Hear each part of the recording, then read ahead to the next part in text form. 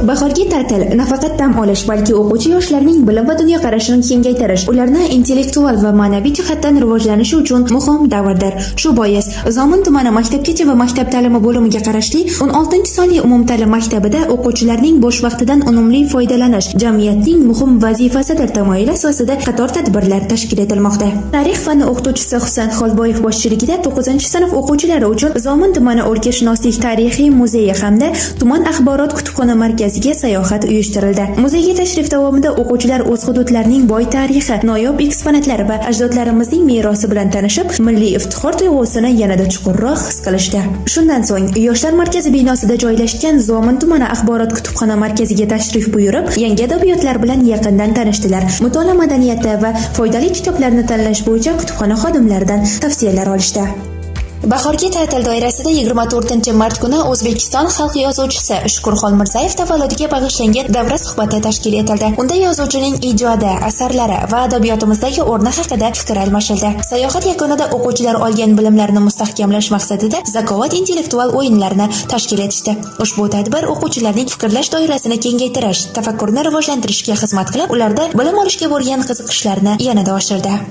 Bugun biz maktabgacha va maktab ta'lim bo'limiga qarashli 16-son umumta'lim maktabi o'quvchilari bilan birgalikda o'quvchi yoshlarning bahorgi ta'tilda bo'sh vaqtlarini mazmunli o'tkazish maqsadida tuman o'lkashunoslik tarixi muzeyiga tashrif buyurdik.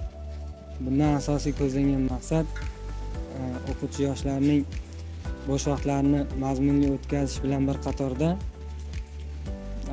ajdodlarimiz qoldirgan madaniy meroslar, moddiy va ma'naviy yodgorliklarga nisbatan hurmat hissini oshirish. Shuningdek, muzeydagi noyob eksponatlar bilan yaqindan tanishish hisoblanadi. Bundan tashqari, o'quvchi yoshlarimiz tuman axborot kutubxona markazida ham bo'lishdi. Bu yerdagi badiiy adabiyotlar bilan yaqindan tanishib, o'zlariga qiziqtirgan sohalar bo'yicha kitoblar mutolaa qilishdi. O'ylaymanki, ushbu ekskursiyamiz o'quvchi yoshlar ongida vatanparvarlik ruhiyatini oshiradi. Ajdodlarimiz qoldirgan boy moddiy va ma'naviy yodgorliklarga nisbatan hurmat hissini oshiradi. Shunday tadbirlar yoshlarning ma'naviyatini yuksaltirish, vatan va tariximizga bo'lgan hurmatini oshirish, yuksak salohiyatli kadrlar bo'lib yetishishida muhim ahamiyat kasb etadi. Xurshida Suyunova, Dostonbek Bahromov Zomin tumanidan maxsus tayyorladi.